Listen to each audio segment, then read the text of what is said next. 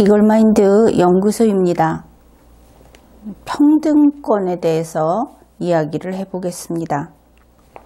대한민국 헌법은 제일 앞에 제1장 총강이 있고 제2장에서 국민의 권리와 의무를 규정합니다.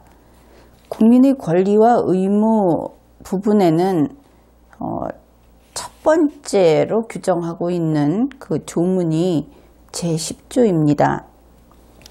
제10조는 인간의 존엄성에 대해서 규정하고 있죠. 제10조를 소개하겠습니다. 모든 국민은 인간으로서의 존엄과 가치를 가지며 행복을 추구할 권리를 가진다. 국가는 개인이 가지는 불가침의 기본적 인권을 확인하고 이를 보장할 의무를 진다. 이 제10조 한 개의 조문만으로 현재 그 헌법 개정을 하는 사람들, 그리고 문재인 대통령을 비롯한 항상 인권을 외치는 그러한 사람들, 또 대법원에서 역시 인권을 중요하게 특히 인권을 위해서 국가도 버리는 그러한 법관들, 그들 모두의 바람은 헌법 제10조에서 이미 다 이루어 주었습니다. 헌법 제10조를 규정함으로써 대한민국에서는 당연히 모든 국민이 인권을 보장받을 수 있는 것이죠. 이 10조는 그래서 헌법 규정이라기보다는 그보다 더 시원적인 인간의 권리를 규정한 것이다. 그래서 법이라고 하기는 오히려 어울리지 않는 그런 조문입니다. 그 다음으로 제11조에서 평등권을 규정합니다. 제11조 제1항 모든 국민은 법 앞에 평등하다. 그러면은 법원에 갔을 때만 평등한 것이냐? 그렇게 생각할 수 있겠죠. 그러나 우리가 지금 살고 있는 21세기, 그리고 직전의 20세기, 어쨌든 대한민국이 건국된 이후로 대한민국 국민이 자기 자신이 홀로 있을 때를 제외하고 다른 사람과의 사이에 진행되는 모든 관계, 그것은 일단은 법적인 관계입니다. 그래서 그 법적인 관계에서 관계를 처리할 때, 혹은 의견이 서로 달라서 그 의견을 정리해야 할 때, 혹은 범죄 혐의가 있다고 의심을 받아서 수사를 받든지 재판을 받든지 하는 그런 경우에 모든 법관계에 있어서 국민은 법 앞에 평등하다. 누구는 더 중요한 인물이니까 법을 더 후하게, 그에게 유리하게 적용을 한다든지 하면은 바로 헌법 제11조 제1항 위반이 되는 것입니다. 최근에 선거법 위반으로 재판을 받은 국회의원들, 그런 경우에 대통령이 소속해 있는 정당 출신의 국회의원들은 유죄 판결을 받지 않고, 그렇지 않은 정당 소속의 국회의원은 유죄 판결을 그런 사람들이 주로 받더라. 이런 이야기가 나오고 있습니다. 그러나 그렇지 않겠죠. 그렇게 보일 수는 있습니다. 그러나 만일 그것이 소위 여당 소속 국회의원이라고 해서 법관이 그에게는 무죄 판결을 하고 유죄로 판결할 수 없다, 이렇게 하고, 야당 소속의 국회의원이라고 하여 유죄 판결을 했다고 한다면 그 법관은 바로 탄핵 대상입니다. 그럴 때 참아서는 안 되겠죠. 국민이 법 앞에 평등하지만 법 아래 잠자고 있으면 그 평등권은 보장되지 못합니다. 11조 제1항에는 이어서 다음과 같은 규정을 하고 있습니다. 누구든지 성별, 종교 또는 사회적 신분에 의하여 정치적, 경제적, 사회적, 문화적 생활의 모든 영역에 있어서 차별을 받지 아니한다. 그러니까 모든 국민은 법 앞에 평등하고 성별이나 종교나 사회적 신분으로 차별받지 아니한다 하는 것이 제11조 제1항의 내용입니다. 여기에서 이 사회적 신분이 무엇인가? 종래의 그 헌법 이론에서는 이것을 마치 다투는 것처럼 다루기도 했습니다. 사회적 신분은 선천적 신분설과 후천적 신분설이 있다. 이것이 우리나라 헌법 교과서의 일반적인 서술 방식입니다. 그런데 우선 그 내용을 전혀 모른다고 생각하고 이 두 개의 용어를 한번 생각해 보십시오. 선천적 신분설이면 선천적 신분을 사회적 신분이라고 하는구나. 그렇게 생각하겠죠. 그것이 아니라 후천적 신분설이라고 한다면 선천적 신분이 아니라 후천적 신분만 사회적 신분이라고 하겠구나. 이렇게 생각하는 것이 논리적이지 않겠습니까? 그런데 안타깝게도 이 학설은 그렇지 않습니다. 선천적 신분설은 선천적 신분을 기준으로 사회적 신분, 선천적 신분이 사회적 신분이다 이렇게 이야기를 하고, 후천적 신분설은 선천적 신분을 포함하여 후천적 신분이 사회적 신분이다. 그렇다면 이 이론의 제목이 틀렸지요.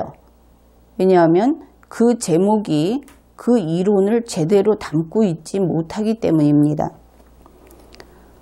이렇게 되면 후천적 신분설이 더 많이 지지받을 수밖에 없겠죠. 당연한 것 아니겠습니까? 그래서 이것을 두고 후천적 신분설이 다수설과 헌법재판소의 입장이다 이렇게 교과서에서 설명들을 하고 있는데 의미 없는 설명입니다. 게다가 선천적 신분설과 후천적 신분설로 나눈다는 것 자체가 과연 누구의 생각일까요?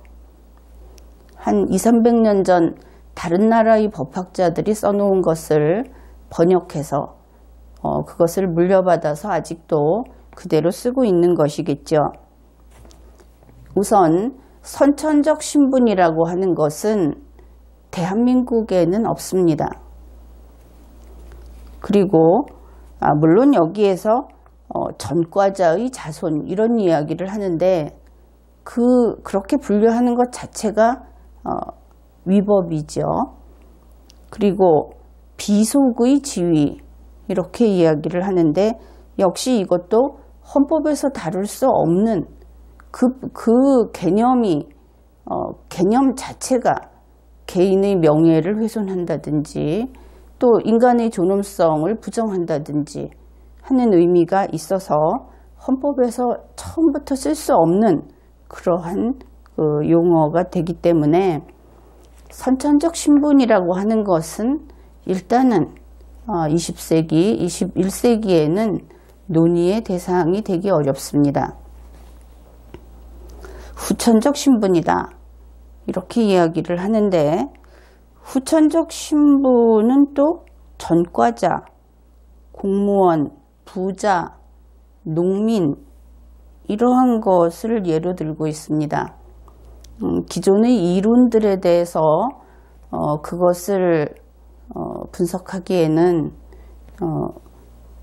우리가 그렇게 시간이 남는 것도 아니고 적절하지 않죠. 그 부분은 그냥 넘어가겠습니다. 어쨌든 이런 이론들이 있다. 한번 들어봤다 하고 넘어가면 될 것이고 그냥 다시 정리를 합시다. 헌법 제11조 제1항에서 이야기하는 사회적 신분은 이렇게 이해하면 됩니다. 그 신분 때문에 차별을 받는 것, 차별을 받는 신분, 이렇게 생각하면 됩니다. 그것 때문에 차별을 받는, 그런데 그것 때문에 차별을 받으면 차별이라는 것은 남과 다르게 취급함, 이런 용어죠. 그러면 남과 다르게 더 좋게 대우받을 수도 있고 더 안 좋게 대우받을 수도 있겠죠. 여기에서 뜻이 하나로 나뉘게 됩니다. 헌법 제11조 제1항의 사회적 신분은 그것 때문에 차별을 받기는 받는데 차별받는 사람이 싫어하는, 그러니까 그것 때문에 천대받는 혹은 남보다 불리하게, 남보다 안 좋게 대우받는 그러한 차별을 가리킵니다. 제11조 제2항이 있습니다. 이것을 지금까지 종래의 헌법학계에서는 그저 용어 뜻 그대로만 받아들였습니다. 그러나 지금 이곳에서 정리하는 내용으로 이해를 하는 것이 더 타당할 것입니다. 제2항 사회적 특수계급의 제도는 인정되지 아니하며 어떤 형태로도 이를 창설할 수 없다. 사회적 특수계급이라고 하니까 전국에서 한 번 나타날 수 있는 어떤 계급, 이렇게 생각할 수도 있습니다. 그러나 이것을 이제 우리는 다음과 같이 이해하기로 합시다.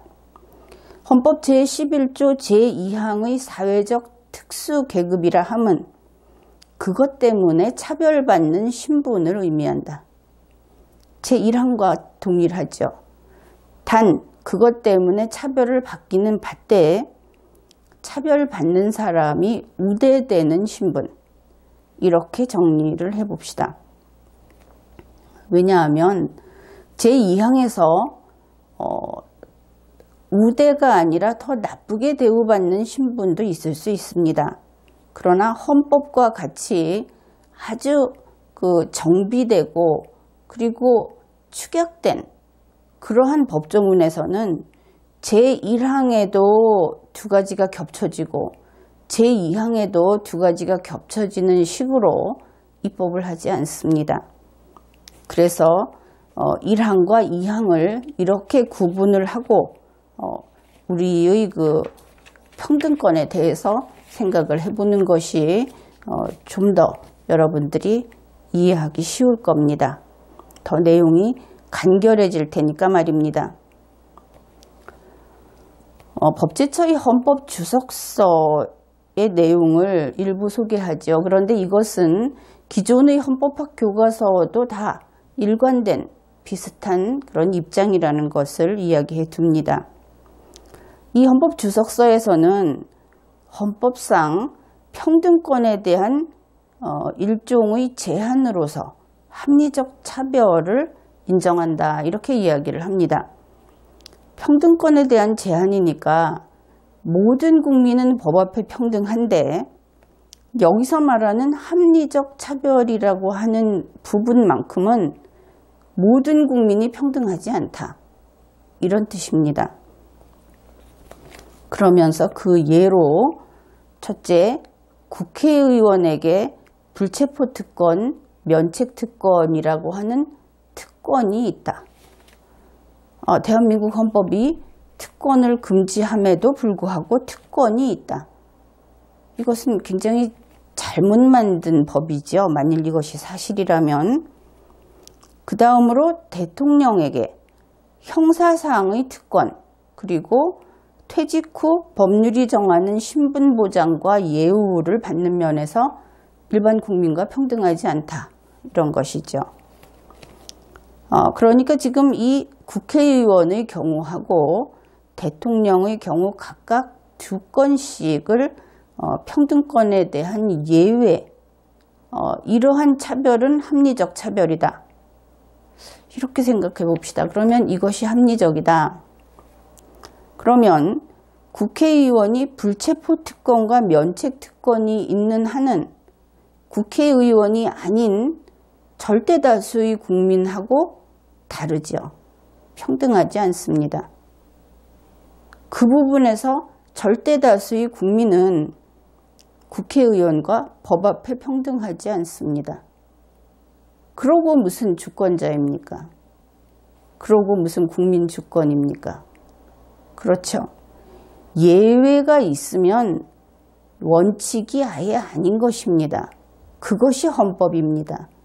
헌법은 앞에서 자유권을 보장한다. 인간은 존엄하다. 그래놓고 뒤에 가서 그러나 모든 국민은 국회의원보다 덜 존엄하다. 대통령보다 덜 존엄하다. 이렇게 규정할 수 없는 것이고 그렇게 풀이하는 것이 애초에 논리에서 벗어난 것이죠.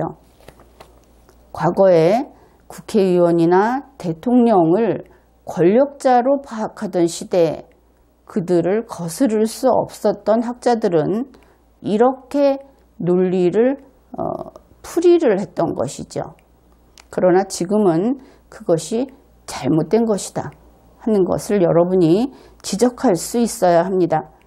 국회의원에게 특권은 없습니다. 대통령에게도 특권은 없습니다. 그들이 누구라고 했습니까? 여러분의 합인 주권자의 일꾼이라고 했습니다. 오히려 국회의원과 대통령은 여러분이 누리는 그 개인으로서의 권리, 개인으로서의 자유가 제한됩니다. 공무원이기 때문에. 그들이 여러분들보다 더 큰 어떤 권력을 가지고 특권을 가진다는 것은 있을 수 없습니다.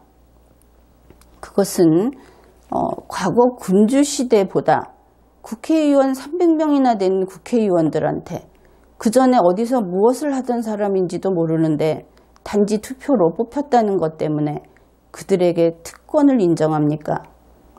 게다가 대통령 5년밖에 하지 않습니다.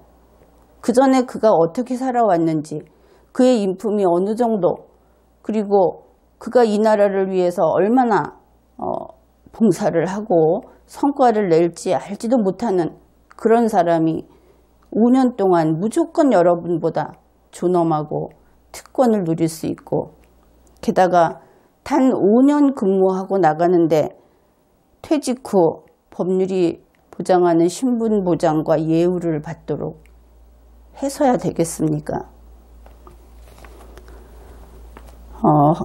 그 내용을 살펴보죠. 국회의원에게 현재 특권이라고 알려져 있는 헌법 제44조 이러한 내용입니다. 제1항 국회의원은 현행 범인인 경우를 제외하고는 회기 중 국회의 동의 없이 체포 또는 구금되지 아니한다. 이것을 가지고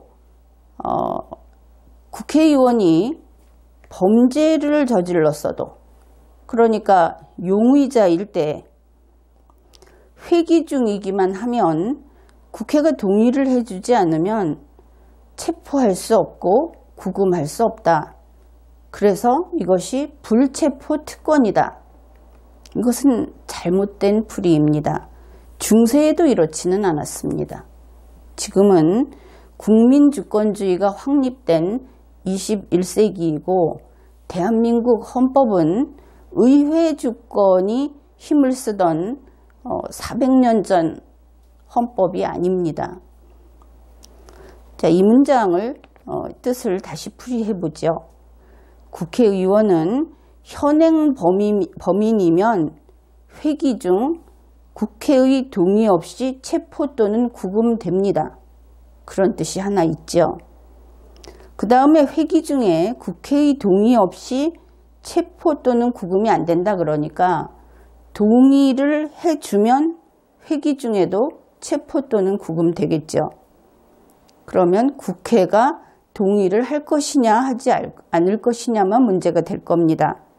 이때 이 바탕에 있는 철학을 이해하고 있어야 합니다.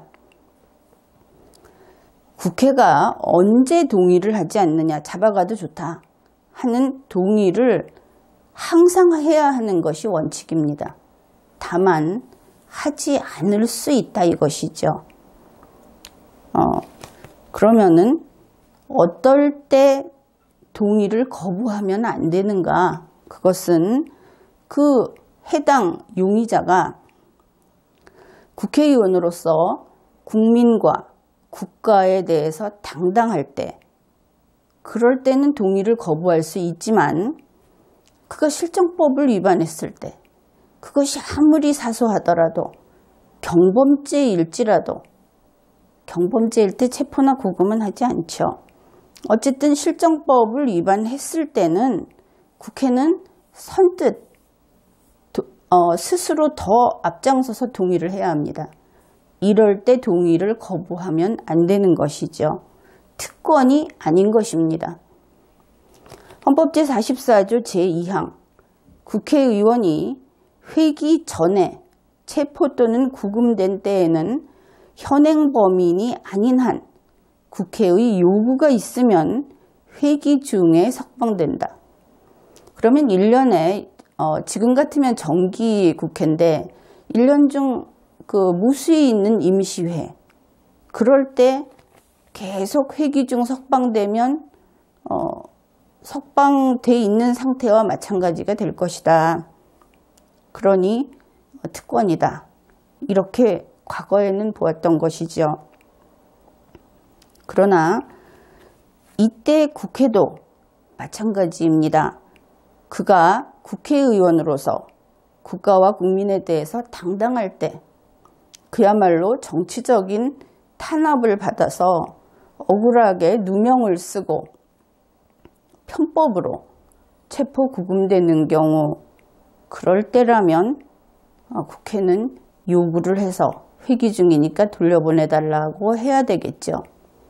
그러나 그렇지 않다면, 실정법을 위반했다면, 실정법을 위반했음에도 불구하고 국회의원은 회기 중에 회의에 참가해야 하니까 내보내달라. 이것은 염치가 없는 짓이죠. 그래서 이럴 때는 요구를 하면 안 됩니다. 요구를 하면 안 된다는 이야기는 국회는 이럴 때 요구할 수 있는 권한이 제한된다. 이렇게 보면 되겠습니다. 그래서 헌법 제44조는 불체포 특권이 아닙니다.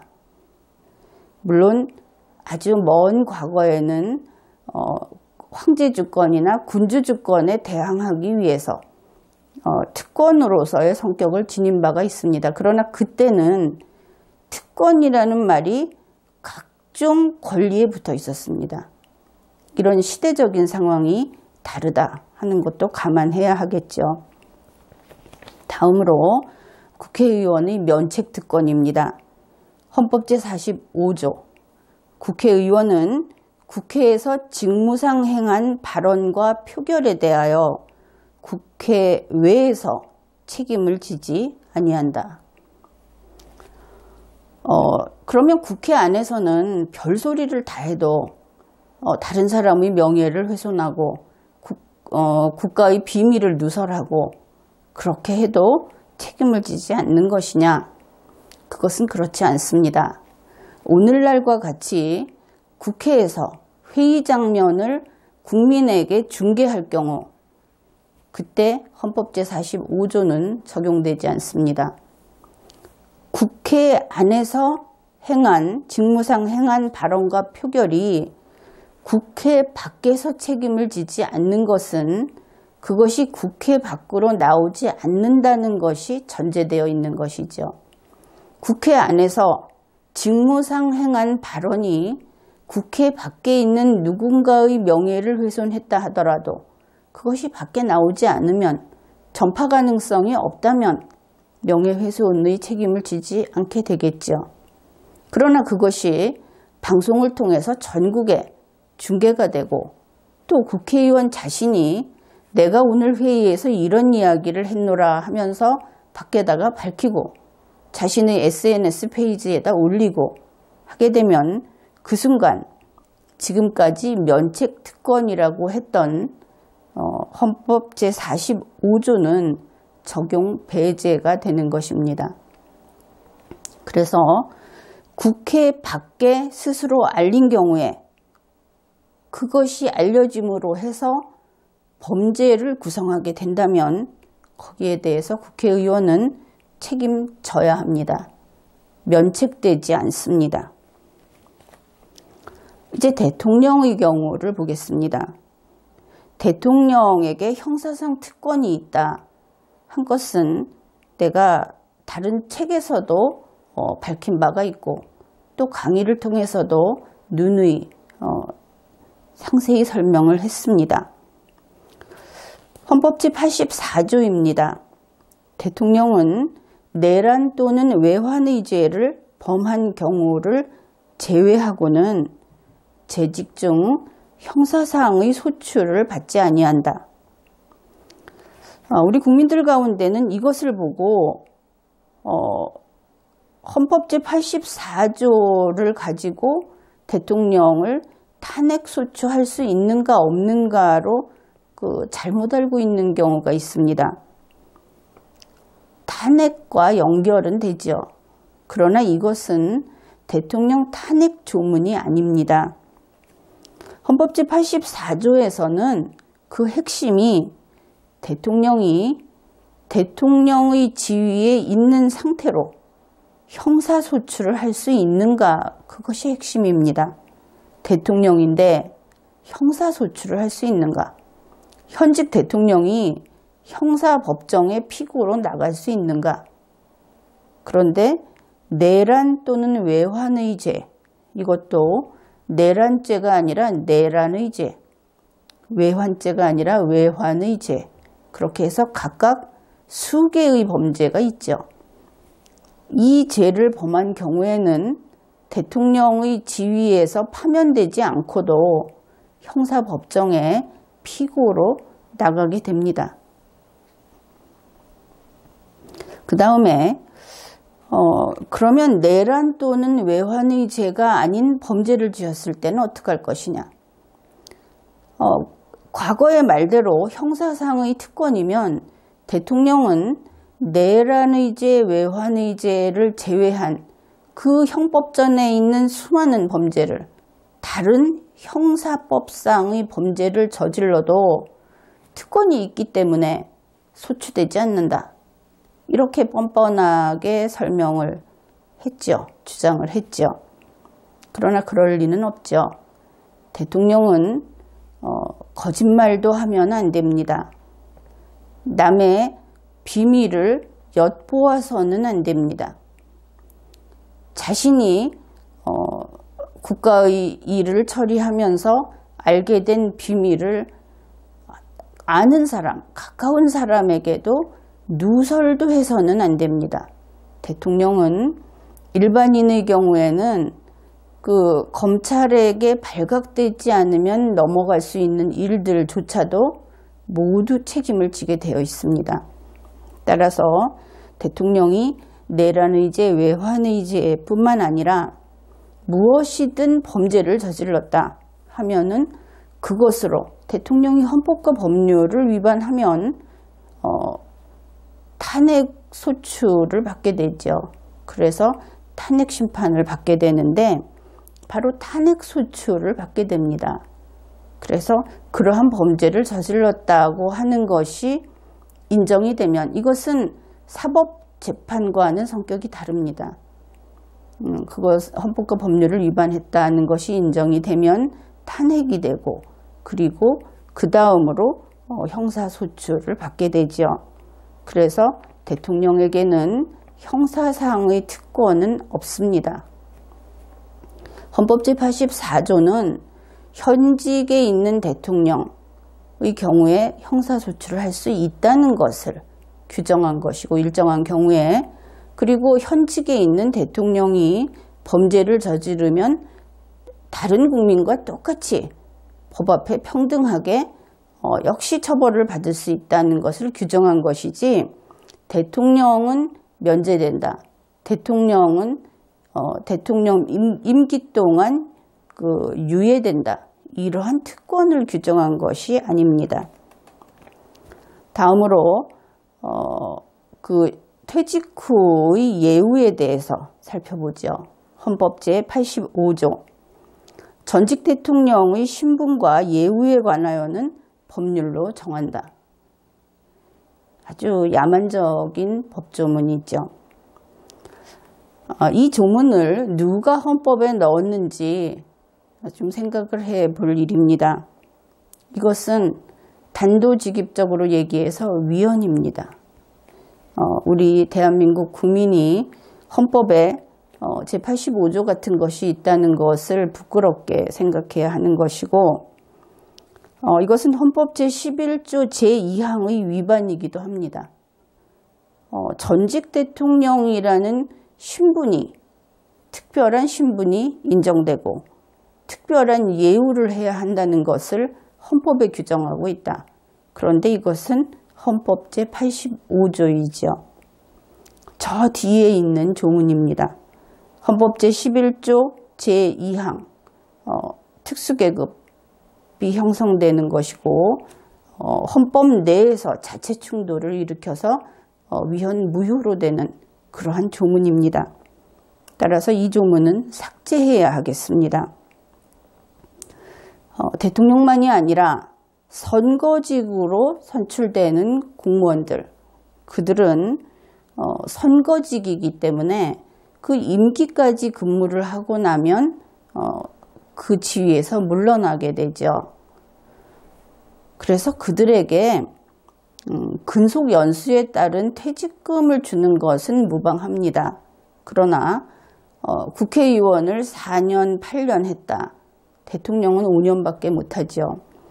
그런데 그걸 했다는 것만으로 연금을 준다든지 혹은 퇴직 후에 그들만을 따로 어떤 전직 국회의원, 전직 대통령 이런 식으로 특별 대우하는 것은 헌법에 위반되는 것이며 또 자신들이 누리는 것이 달콤해서 헌법을 위반하게 되면 그것은 국가와 국민에게 죄를 짓는 것이죠. 우리 헌법을 개정한다고 하는 마당에는 이러한 법을 만들고 또 헌법 개정안을 먼저 손보는 국회의원이나 대통령, 정부에 있는 사람들이 자신들에게 유리한 것을 먼저 챙겨서 넣는 그러한 악습이 이번에는 반복되지 않도록 우리 국민들이 세세히 감시를 하고 그런 그들이 기득권이라고도 할 수 없는데 이것은 자신들이 대우받을 수 있는 그 특별한 지위를 헌법을 개정하면서 집어넣는 도둑질입니다. 이러한 것들을 여러분이 잘못된 것을 정확히 지적을 해서 더 이상 그들이 그러한 부당한 이익을, 부당한 어떤 신분의 우위를 누릴 수 없도록 해야 하겠습니다. 이번 회의는 여기까지 하겠습니다.